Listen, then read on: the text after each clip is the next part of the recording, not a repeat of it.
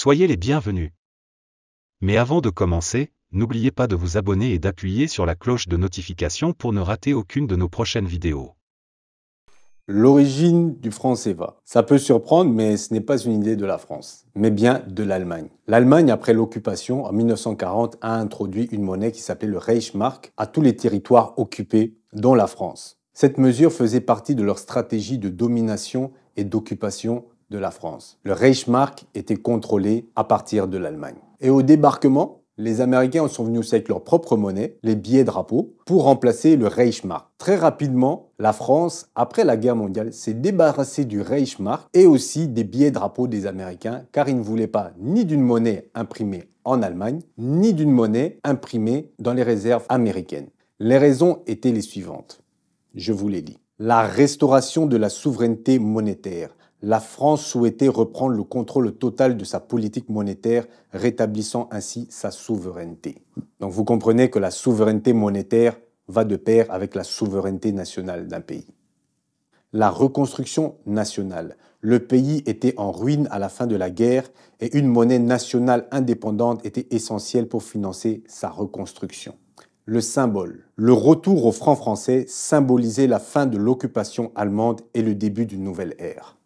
Ce qui veut dire qu'après l'indépendance, la fin du franc CFA aurait signifié une nouvelle ère. Ce qui fait qu'on est resté dans la même ère. La confiance des marchés financiers. L'utilisation du franc français a contribué à rétablir la confiance des marchés financiers internationaux.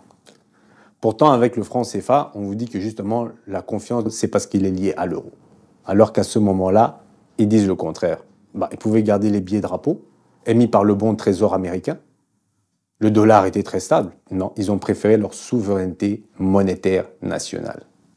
Donc maintenant qu'on a l'origine d'où ils ont pris l'idée du franc CFA, après l'indépendance, De Gaulle s'est dit, mais comment est-ce qu'on peut garder un contrôle sur ces gens-là? Ils se sont dit, et si on prenait l'idée des Allemands, des personnes qui étaient venues pour nous occuper, pour nous maltraiter, pour nous contrôler, on va faire la même chose avec les Africains. Ces 14 pays africains sont sous la tutelle du ministère français des Finances. Dans les faits, le Trésor public français, donc l'administration française, fixe le taux de change en euros du franc CFA. Et cette parité franc-euro oblige les banques centrales des pays africains de ces deux zones monétaires à déposer 50% de leurs réserves de change à la Banque de France. Petite anecdote au passage, billets et pièces CFA, le tout est imprimé et façonné en France. On va les prétendre qu'ils ont la liberté et on va imposer une monnaie qui va en fait les asservir à tout jamais. C'est aussi simple que ça.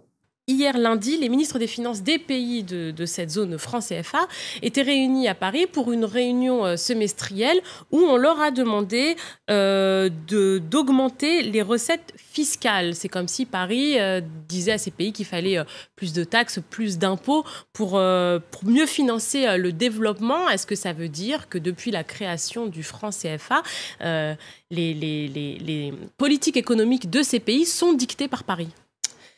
Oui, c'est ce que je disais tout à l'heure, c'est que dès le départ, le but c'était d'avoir un contrôle économique sur ces colonies qui sont depuis devenues des États souverains, en tout cas officiellement. Et voilà, effectivement, ces réunions qui ont lieu tous les 6 mois, une fois en Afrique et une fois à Paris, sont là, effectivement, au-dessus, il y a le Trésor français qui dirige toutes ces réunions, avec la Banque de France aussi. Et on réunit les ministres des Finances. Et on voit bien, quand on demande aux pays en question d'augmenter les taxes, là, en l'occurrence, que de la monnaie, on déborde vite sur l'économie, et que de l'économie, on déborde vite sur la politique. Et donc voilà, il y a un contrôle, en fait. Pourquoi ils veulent que les Africains acceptent cette monnaie, mais eux n'ont pas accepté le Reichsmark? Ils auraient pu dire aussi aux Allemands, bon, on s'est fait la guerre, c'est le passé, voyons l'avenir. Le Reichsmark, c'est quelque chose de solide. C'est vrai que l'Allemagne est quand même un pays économiquement fort, donc gardons le Reichsmark. Non, ils se sont dit, on récupère notre souveraineté nationale. Mais ils ne veulent pas que les Africains reprennent leur souveraineté nationale. Non. Et là, maintenant, je vais vous indiquer comment est-ce qu'ils profitent avec cette monnaie, comment ils se font de l'argent. La grosse partie où ils se font de l'argent, c'est avec le contrôle des réserves de change. Comme vous le savez, le franc CFA est arrimé à l'euro. Mais toutes les réserves de change, toutes les économies du pays sont détenues au Trésor public français. Et ils ont mis quelques règles. Le taux de réserve de change, On va dire que c'est votre voisin qui détient vos économies. C'est votre compte d'épargne. C'est lui qui le gère. Mais votre voisin vous dit, il y a une règle. C'est que dans les 100 000 euros que tu me laisses, tu n'as droit à utiliser, disons, 30 000 euros pour ta population. Le reste de l'argent doit garantir les réserves de change. Mais tout l'argent qui est chez ton voisin là, qui bloque, il peut faire ce qu'il veut avec. S'il veut, il les investit, il les met dans d'autres banques suisses et tout, il fait des profits avec. Tu ne peux rien savoir, c'est eux qui gèrent ça.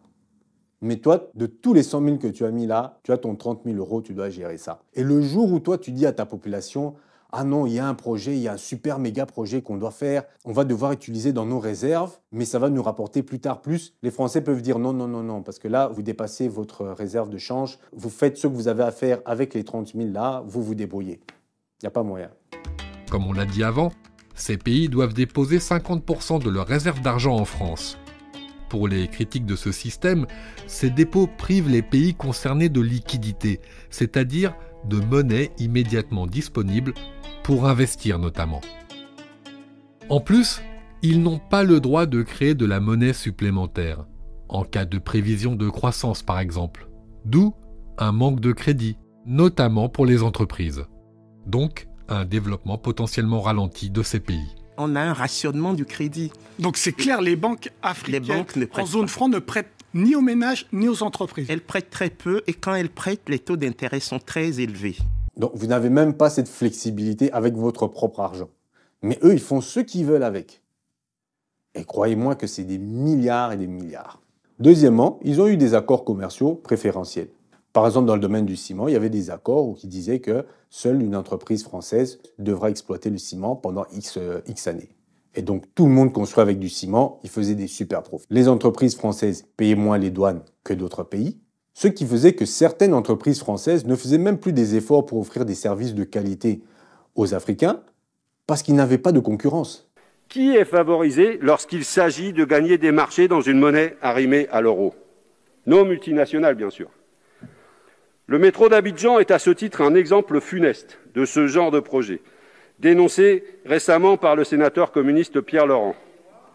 Il a été confié, suite à d'immenses pressions du pouvoir français, sans appel d'offres, à un consortium d'entreprises françaises à un prix astronomique. Quoi qu'ils fassent, même si c'était cher, ils avaient le monopole, et s'ils importaient des produits, ils n'avaient pas de concurrence avec les autres pays qui devaient payer des taxes de douane.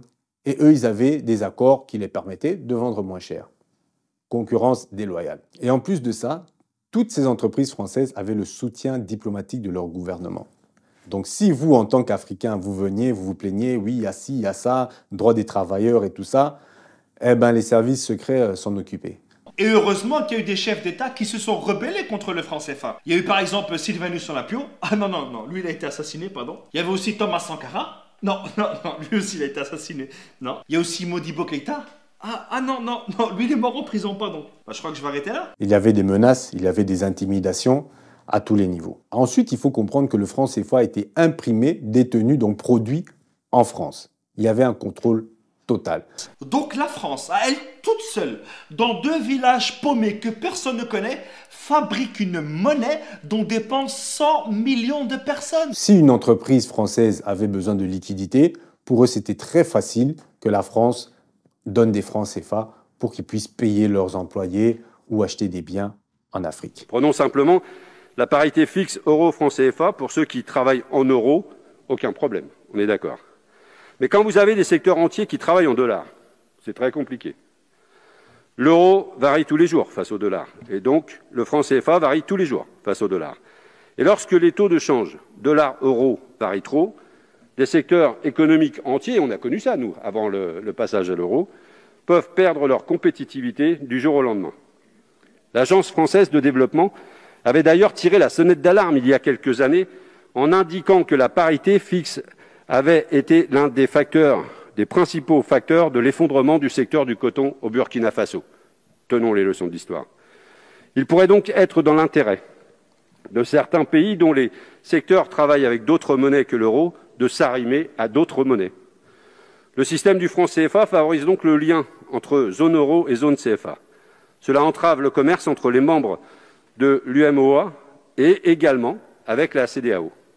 Cela explique que 50 ans après les indépendances, l'Europe soit encore le premier partenaire commercial de la plupart de ces pays, alors que le commerce à l'intérieur de l'Afrique entre ces pays représente moins de 15% au total. Ça doit vous parler, monsieur le ministre, ce commerce extérieur. Donc, si un Africain qui a son entreprise voulait acheter du matériel en Chine, il a ses francs CFA. Pour faire la transaction, vu que ça se passe en dollars, mais vu que le franc CFA ne peut pas être converti directement en dollars, il doit passer par la banque française qui le transforme en euros. Et à ce moment-là, il y a des frais et la France met ça dans sa poche, elle a ses frais. Ensuite, le transforme en dollars. Bon, on sait aussi que les Américains prennent leurs frais, ça c'est leur magouille. Mais je pense que les Français se sont dit, si les Américains dans le monde entier arrivent à se faire de l'argent comme ça, nous, à notre niveau, avec la zone CFA, on va se faire aussi du beurre sur les transactions de francs CFA en euros. Vous perdez 2 fois au change. Ensuite, les Chinois reçoivent de l'argent en dollars et ensuite ils livrent. En livrant leur machine, vu que ça vient de Chine, tu payes encore les frais de douane. Beaucoup plus cher que les entreprises françaises qui ont des accords coloniaux liés au franc CFA. C'est carrément un système mafieux.